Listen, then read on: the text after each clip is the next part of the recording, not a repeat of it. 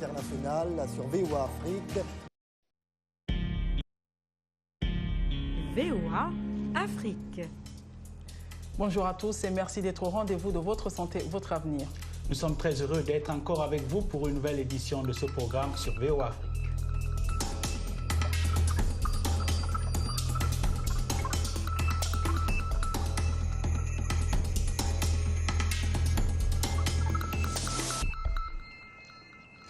Aujourd'hui, dans Votre santé, votre avenir, nous parlons du VIH-Sida et du mariage.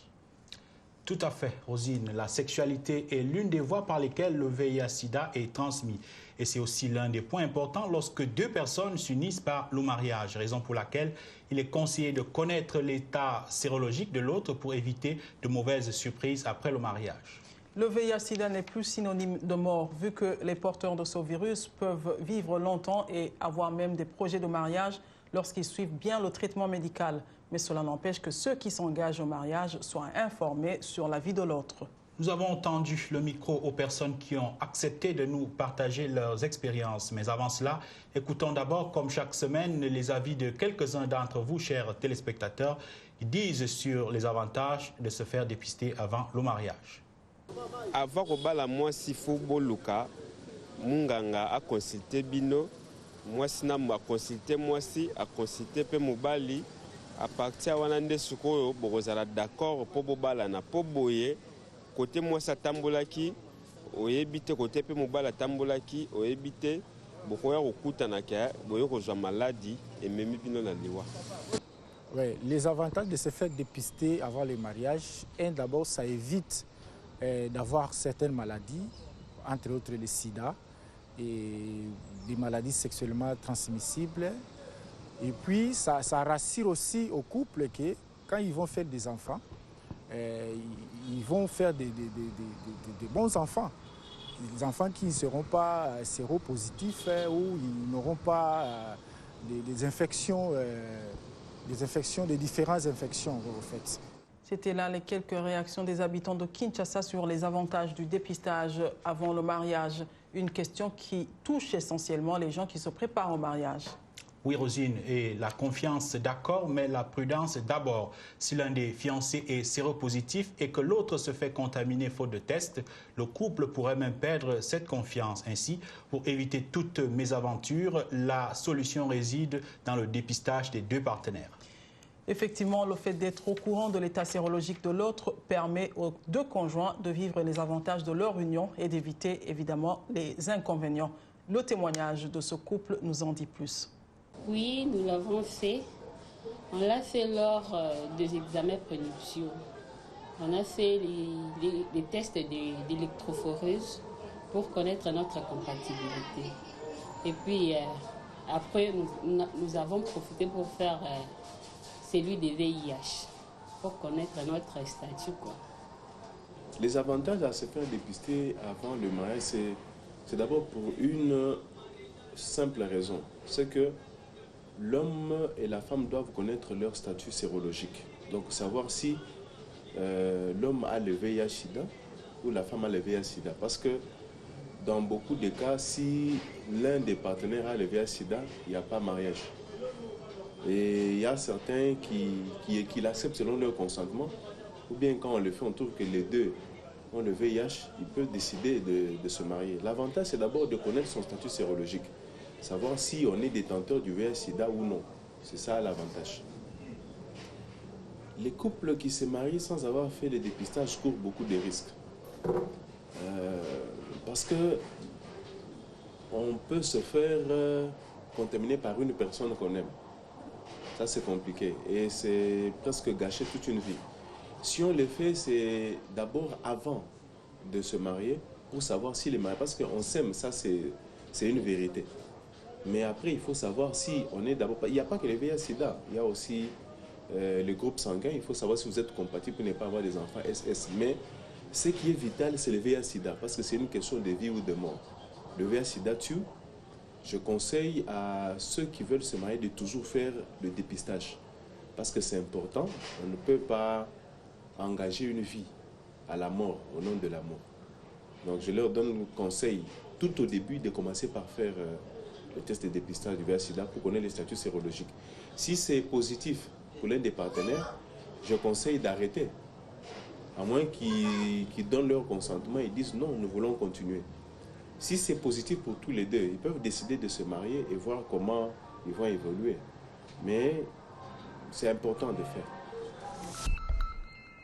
Très beau témoignage d'un couple, Rosine. Et il faut dire que les avantages sont nettement nombreux quand on fait son test avant le mariage. Oui, Mohamedou, il y en a beaucoup et il y en a même beaucoup qui en profitent et qui en bénéficient. Parmi eux, les parents. Oui, Rosine, les parents qui ont d'ailleurs un rôle à jouer puisqu'ils peuvent rappeler ou conseiller leurs enfants de faire le test de dépistage avant tout engagement. Écoutons à présent l'un des parents qui s'exprime sur cette question. Nous, les parents qui avons été à l'école, connaissons la gravité du sida. C'est vraiment nécessaire de guider ces enfants pour qu'ils se marient et élèvent leurs enfants dans la crainte de Dieu et que leurs enfants aient un avenir. Tu vois, si l'un d'eux est atteint, cela perturbera le mariage et leurs enfants risquent de grandir sans parents.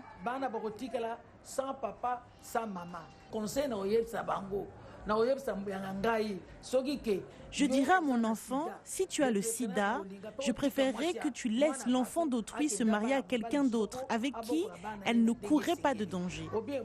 Ou si elle a le sida, vous ferez mieux de vous séparer. On le dit souvent, la lutte contre le VIH est une lutte de longue haleine. Et ceci va au-delà de la seule responsabilité des parents ou des individus. Oui, l'un des garants de cette lutte, ce sont les associations de lutte contre le VIH. Elles sont en contact direct et permanent avec les populations et développent des activités pour les aider à connaître les contours du VIH. Notre grande question aujourd'hui est donc de savoir ce que font ces associations pour les personnes qui se préparent au mariage. Nous avons trouvé les réponses auprès de cette association qui œuvre en République démocratique du Congo. Suivez. Bon, vraiment, il n'y a pas un programme spécifique pour les jeunes gens qui peuvent se marier. Mais de toutes les façons, dans nos OAC, ce que nous appelons les organisations assises communautaires de personnes vivant avec le VIH/SIDA, on en parle. On parle peut-être, on dit, dans le programme d'adhérence au traitement, on leur dit comment on peut se marier. Parce que pour se marier, le mariage peut être contacté entre les personnes vivant avec le VIH/SIDA, mais nous arrivons aussi quelquefois, une personne non infectée veut se marier avec une personne vivant avec le VIH/SIDA. Alors à ces moments-là, on leur dit comment est-ce qu'ils peuvent vivre. Se dit que s'ils veulent faire des relations, ils peuvent faire des relations protégées. S'ils peuvent accepter durant toute la vie, bon, ça dépend. Mais difficilement que cela se respecte parce qu'on arrive à un certain moment que des couples donnent des enfants. Notre association, c'est une association de personnes vivant avec le VIH/SIDA. Ce sont des personnes qui connaissent déjà leur statut. Mais quelquefois, il arrive que la personne rencontre une personne non infectée. Alors qui dit que non, bon, tu veux se marier avec moi, voici ce que moi je suis. Si toi tu veux te marier avec moi, il faut que tu saches aussi ton statut sérologique. Mais moi, comme tu me vois là, je suis déjà une personne vivante avec le VIH/SIDA. Alors dans ce cas, que faut-il faire? La personne qui vient chercher l'autre qui est infecté doit aussi connaître son état sérologique. Cela arrive et c'est convenu entre les deux personnes. Et c'est la fin de cette édition de Votre Santé, Votre Avenir, une édition qui était consacrée au VIH/SIDA et au mariage. Et si vous avez encore des questions sur ce sujet ou sur d'autres sujets santé, visitez notre page Facebook VOA Afrique. Vous pouvez aussi nous envoyer vos questions sur le numéro WhatsApp 001 240 466 88 70. Pour plus d'informations, visitez notre site web voaafrique.com.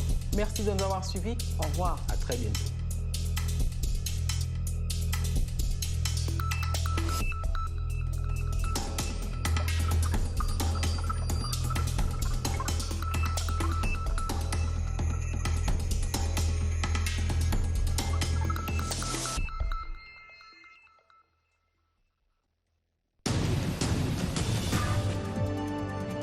Washington Forum, votre décryptage hebdomadaire de l'actualité africaine, américaine et internationale sur VOA Afrique.